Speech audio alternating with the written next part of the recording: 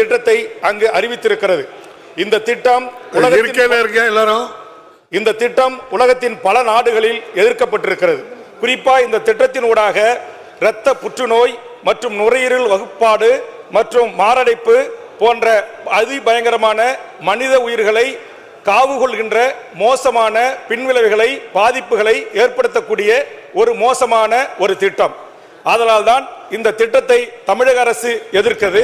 அதோடு கூடுதலாக நம்முடைய இந்த டாங்டன் தொழிற்சாலைகள் இருந்த சைனா அதுபோன்று போர்ச்சுகீஸ் போன்ற நாடுகளில் பல்வேறு பாதிப்புகளை ஏற்பட்டு இன்றைக்கு அதனுடைய கழிவுகளை 8 மில்லியன் டன் அதனுடைய பக்க விளைவுகளாக பல சேதங்கள் ஏற்பட்டுப்பட்டிருப்பதான அறிவியல் ஆய்வறிக்கை புள்ளி விவரங்களை தெரிவித்திருக்கிறது.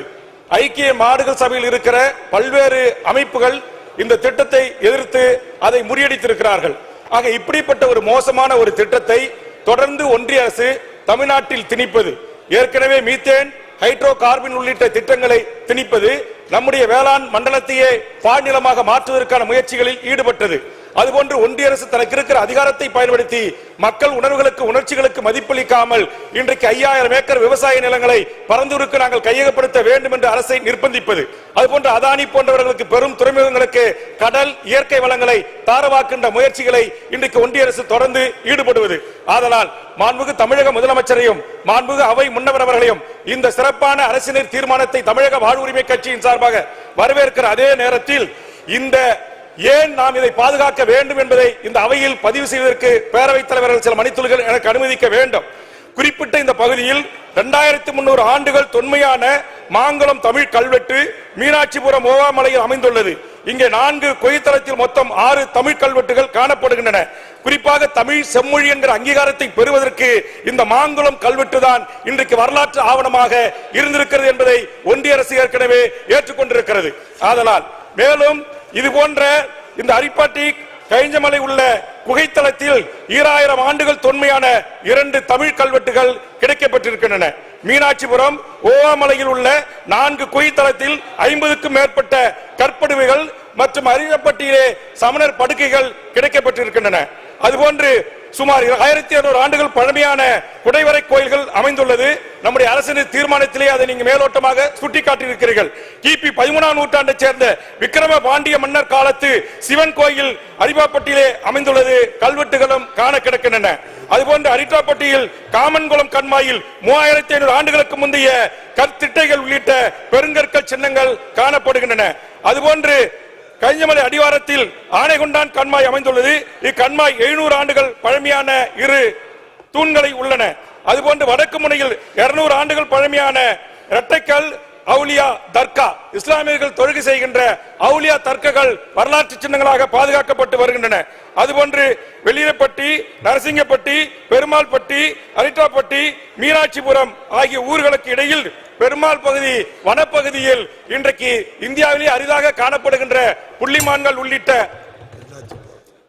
வன விலங்குகள் அப்பகுதியில் காணப்படுகின்றன.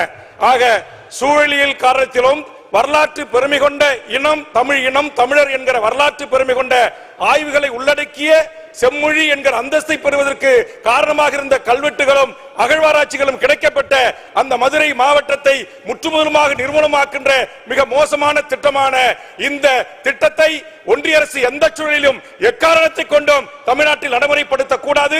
மாண்புமிகு தமிழ்நாட்டு முதலமைச்சர் நம்முடைய அரசு இருக்கின்ற வரையில் எந்த அளவிற்கும் அதுக்கு இசைவளிக்க கூடாது என்பதை இந்த மன்றத்திலே நான் பதிவு செய்து, ஒருவேளை ஆதிக்க அரசு பயங்கரவாதத்தோடு அரசு ஒன்றிய அரசை கொண்டு வந்து நடைமுறைப்படுத்தினால் திராவிட முன்னேற்ற கழகம் தனக்கே உரிய போர்க்குணத்தோடு ஒன்றிய அரசின் சதிகால திட்டங்களை முறியடிப்பதற்கு மக்களோடு மக்களாக போராட்ட களத்திற்கு வர வேண்டும்.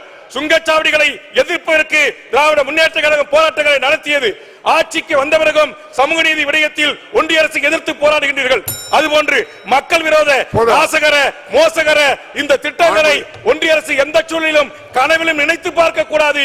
இனி தமிழ்நாட்டுக்கு தமிழக மக்களுக்கு எதிரான திட்டங்களை நடைமுறைப்படுத்த கூடாது என்கிற அளவிலே தமிழ் சமூகம் ஒன்றாக திரண்டு இந்த வரலாற்று சிறப்புமிக்க இங்கு சங்கமைத்து தமிழ் வளர்த்த மதுரை மாவட்டத்தை பாலைவனமாக்குற எந்த ஒன்றிய அரசு திட்டங்களையும் அனுமதிக்க கூடாது என்று இந்த நேரத்தில் தெரிவித்து இந்த அரசினர் தீர்மானத்தை தமிழக வாழ்வுரிமை கட்சியின் சார்பாக, உலக தமிழர்களின் சார்பாக, தாய் தமிழ்நாட்டு மக்களின் சார்பாக, தென் மாவட்டத்து மக்களின் சார்பாக வரவேற்று அமைக்கிறேன். நன்றி, வணக்கம். மாண்புமிகு உறுப்பினர் ER ஈஸ்வரன்.